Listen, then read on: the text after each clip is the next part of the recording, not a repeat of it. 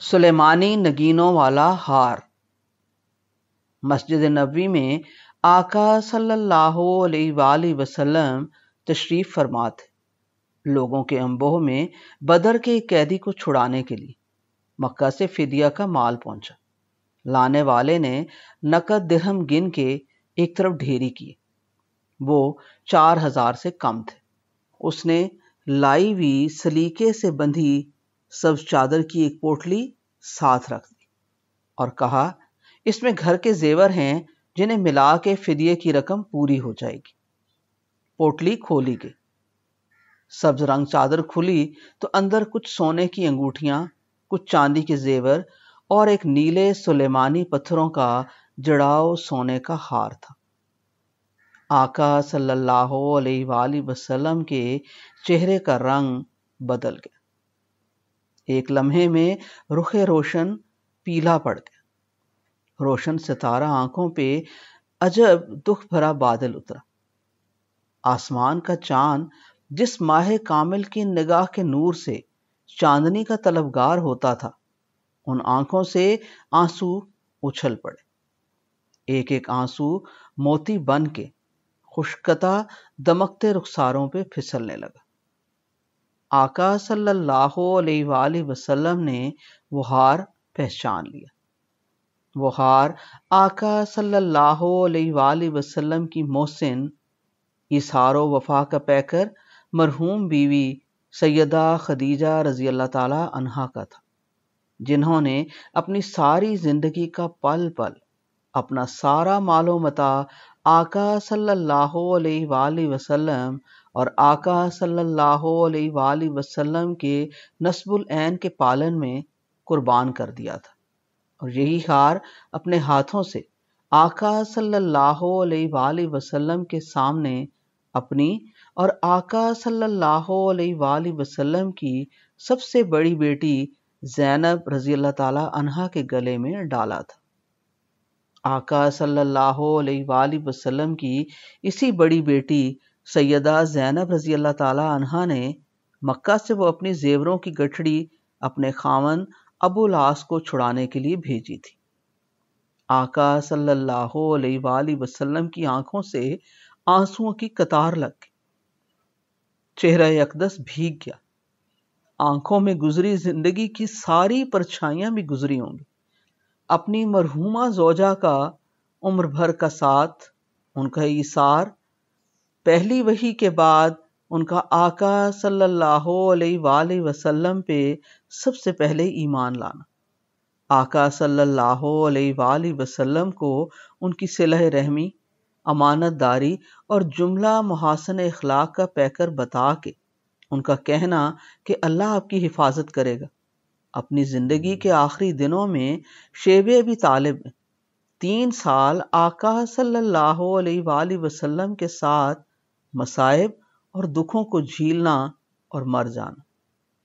خدا جانے ان چند لمحوں میں آقا صلی اللہ علیہ وآلہ وسلم کے دل میں کیا کیا خیال ابھرے ہوں گے۔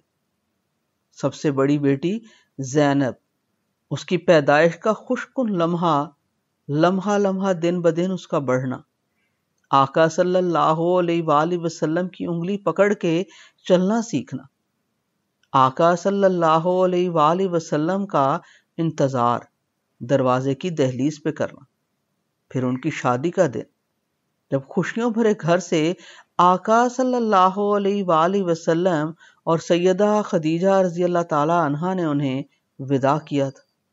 وہی سلیمانی نگینوں کا سونے میں گندھا کالی ڈوری میں پرویا ہوا ہار سیدہ زینب رضی اللہ تعالی عنہا کے گلے میں کتنا خوش لگتا تھا۔ وہی ہار سیدہ خدیجہ رضی اللہ تعالی عنہا نے بھی پہنا ہوا تھا، اپنے گلے سے اتار کے وہ ہار بیٹی کو پہنایا تھا۔ وہی ہار زمین پہ کھلی پوٹلی میں دھرا تھا۔ آقا صلی اللہ علیہ وآلہ وسلم کی آنکھیں کیسے اشک بار نہ ہوتی۔ آقا صلی اللہ علیہ وآلہ وسلم کے پروانوں کو اس لمحے کی سنجیدگی کا اچانک احساس ہو گیا۔ سب خاموش، سب کی آنکھیں نم ہو گئی۔ آقا صلی اللہ علیہ وآلہ وسلم کو خدا نے آسمان سے وحی کے ذریعے قیدیوں اور مال غنیمت کی تقسیم کے سلسلے میں پورا اختیار دیا ہوا تھا۔ آقا صلی اللہ علیہ وآلہ وسلم کے پروانے آقا صلی اللہ علیہ وآلہ وسلم کی ایک پلک کی جنبش پہ اپنی جان و مال، اپنا فخر و امتیاز، اپنی انا، اپنا سب کچھ قربان کر دینے کے بہانے ڈھونڈتے تھے، مگر آقا صلی اللہ علیہ وآلہ وسلم نے کوئی حکم نہ دیا۔ آنسوؤں سے بھری آنکھوں سے اسی ہار کو تکتے ہوئے فرمایا، اگر مناسب سمجھو تو اس ہار کو واپس کر دو اور اس قیدی کو چھوڑ دو۔ پروانوں نے دو زانو ہو کے ادب سے اس پوٹلی کو اسی طرح باندھا، قیدی کو احترام سے لائے، سارا نقد مال اور ساتھ زیور کی گٹھڑی اسے تھمائی اور اسے کہا، تم آزاد ہو۔ آقا صلی اللہ علیہ وآلہ وسلم نے ابو العاص سے ایک وعدہ لیا۔ ابو العاص نے فوراً مان لیا۔ طے یہ ہوا کہ مکہ پہنچ کے وہ سیدہ زینب رضی اللہ تعالی عنہا کو مدینہ بھیج دے گا۔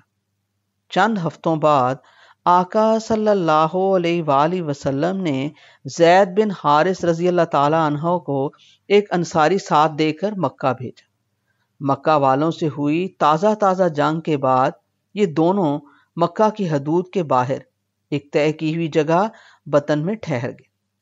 وہاں تک ابو العاص نے سیدہ زینب رضی اللہ تعالی عنہا کو پہنچانا تھا۔ ابو العاص سچا آدمی تھا، وعدہ پورا کیا، اپنے بھائی کنانہ بن ربیع کو سیدہ کی حفاظت اور نگہبانی کے لیے ساتھ بھیجا۔ بھائی اس کا ماہر تیر انداز تھا، اس نے اپنی کمان کندھے پہ ڈالی، کمر پہ ترکش تیز تیروں کا بھرا، تلوار گلے میں حمائل کی، اور سیدہ زینب رضی اللہ تعالی عنہا کو قریش کی معزز خواتین کی طرح ہودج میں بٹھایا۔ دوسرے اونٹ پہ خود سوار ہوا اور دن دہاڑے مکہ سے مقررہ جگہ کے لیے روانہ ہو گیا۔ سیدہ زینب رضی اللہ تعالی عنہا کے ساتھ ان کی کم سن بیٹی امامہ بھی تھی۔ امامہ کے بعد پیدا ہوا لڑکا علی شیر خواری کے دنوں میں فوت ہو گیا۔ سیدہ اس وقت اپنے تیسرے بچے کی امید سے تھی۔ قریش کے بدبخت دشمنوں کو خبر ہوگی، وہ گھوڑوں پہ سوار ہو کے پیچھے آئے، ان کے ساتھ ان کا سردار ابو سفیان بن حرب بھی۔ گھڑ سواروں نے لپک کے دونوں اونٹ جا گھیرے۔ قریش کا ایک بدذات حبار بن اسود اپنے گھوڑے کو ایڑ دے کے نیزہ گھماتا ہوا سیدہ زینب رضی اللہ تعالی عنہ کے اونٹ کی طرف لپکا۔ کنانہ بن ربیع کی کمان میں تیر رکھا ہوا تھا، اونٹ سے اچھل کے وہ زمین پہ آیا، کمان کھینچی اور تیر چھوڑا۔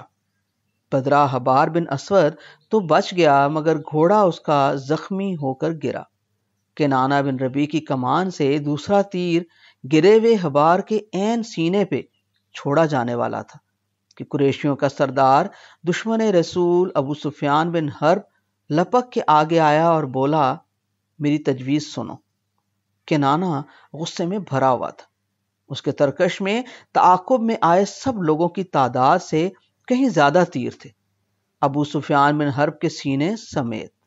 اس نے کمان کا رخ حبار کی بجائے سردار کی طرف کر دیا اور بولا، بولو۔ ابو سفیان بن حرب کا حلق خشک ہو گیا، سہم کے بولا، برخوردار، ہم بیٹی کو اس کے باپ سے جدا نہیں کرنا چاہتے، مگر تمہاری دن دہاڑے یہ حرکت ناقابل برداشت ہے۔ اگر رات کے اندھیرے میں تم لے جاتے تو اور بات تھی، مکہ میں اور ارد گرد سارے قبائل میں ہماری آبرو پہلے ہی مٹی ہوئی ہے، ہماری اور بدنامی ہوگی اس طرح۔ میرا مشورہ ہے ابھی مکہ واپس چلے چلو، چند دن بعد کسی رات انہیں لے کر چلے جانا، ہماری ذرا ساکھ بنی رہے گی کہ ہم دختر رسول کو واپس لے آئے، اور یہ تیر کا رخ تو میرے سینے سے ہٹاؤ۔ کنانہ ابھی تک طیش میں تھا۔ اس کے غصے کی ایک وجہ یہ بھی تھی کہ بدکماش حبار نے نیزہ لے کر اپنے گھوڑے سے سیدہ کے اونٹ کو ڈرایا تھا، جس سے سیدہ رضی اللہ تعالی عنہا کا اونٹ گر گیا تھا۔ ہودج میں بیٹھی سیدہ زینب رضی اللہ تعالی عنہا بھی نیچے جا گری تھی، سر پہ چوٹ آئی، حاملہ تھی، بچے کو بھی نقصان ہوا۔ ابو سفیان کے بار بار اصرار اور وعدوں پر کنانہ نے کمان کا رخ بدلا اور سیدہ رضی اللہ تعالی عنہا کو پھر سے سوار کر کے مکہ لوٹ گیا۔ کچھ دنوں بعد سیدہ رضی اللہ تعالی عنہا کے تیسرے بچے کی ولادت کی بجائے اسقاط ہو گیا۔ کچھ دن صحت کی بحالی کی وجہ سے انہیں مزید مکہ میں رکنا پڑ گیا۔ صحت مند ہوئیں تو کنانہ پھر تیر کمان لے کر ایک رات کے اندھیرے میں سیدہ رضی اللہ تعالی عنہا کو لے کر مدینہ کی طرف نکل گئے۔ مقررہ جگہ پہ سیدنا زید رضی اللہ تعالی عنہ بن حارث پہنچے ہوئے تھے، ساتھ ان کا انصاری دوست تھا۔ دونوں سیدہ رضی اللہ تعالی عنہا اور ان کی بیٹی امامہ کو لے کر مدینہ میں آقا صلی اللہ علیہ وآلہ وسلم کے حضور پہنچ گئے۔ اب سیدہ زینب رضی اللہ تعالی عنہا مدینہ میں تھیں، ان کا شوہر مکہ میں۔ دونوں کا آپس میں پیار بہت تھا۔ ابو العاص تاجر تھا، قریش کے تجارتی کافروں کا بحر کلزم کی راہ سے بدر ہو کے جانے والے راستوں پہ سفر بند ہو گیا تھا۔ ان راستوں پہ مدینہ کی حاکمیت مکہ والوں نے مان لی تھی۔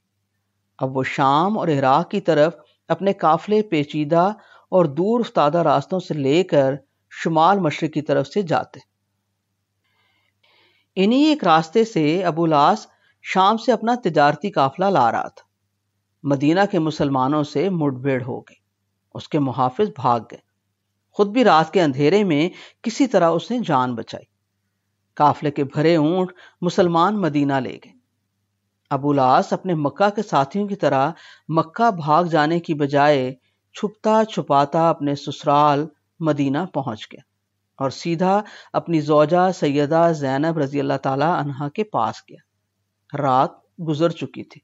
سیدہ رضی اللہ تعالی عنہا فجر کی نماز پڑھنے مسجد نبوی میں جا رہی تھی۔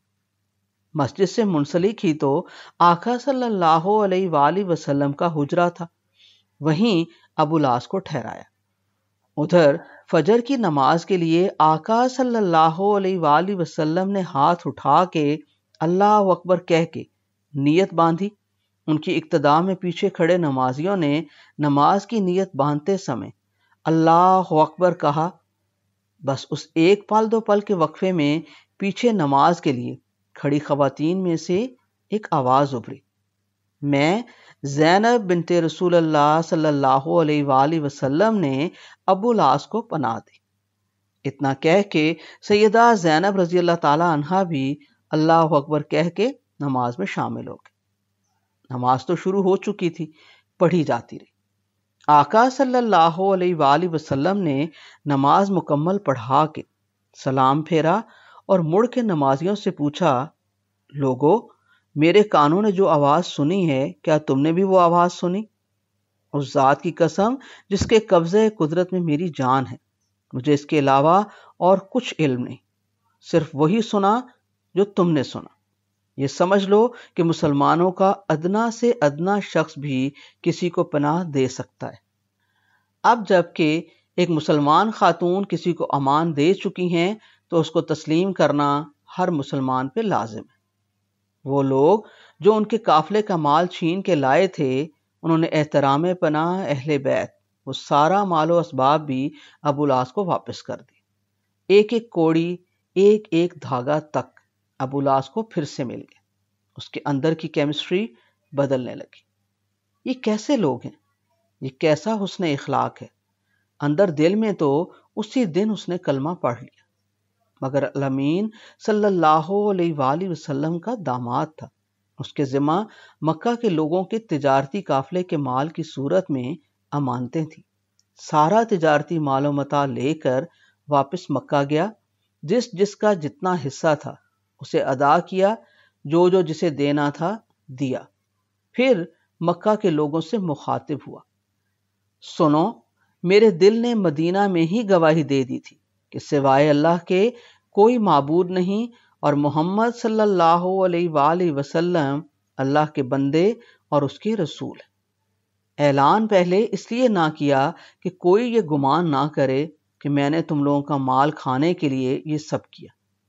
اب جب کہ تم سب سے سارے حساب چکتے کر دیے اور میں تمہاری امانتوں کے فرض سے سبکدوش ہوا، تو اب اعلان کرتا ہوں کہ میں مسلمان۔ یہ سب کہہ کے ابو العاص رضی اللہ تعالی عنہ اپنی دمکتی دھلی ہوئی اجلی روح کے ساتھ مسکراتا ہوا مکہ سے ہمیشہ کے لیے ہجرت کر کے مدینہ آ گئے۔ مدینہ میں آقا صلی اللہ علیہ وآلہ وسلم کے گھر میں ان کی زوجہ سیدہ زینب رضی اللہ تعالی عنہا وہی اپنی والدہ کا پہنایا ہوا ہار اس بار اپنے جلیل القدر باپ صلی اللہ علیہ وآلہ وسلم کے ہاتھوں پہن کے اپنے خاوند کا استقبال کر رہی تھیں۔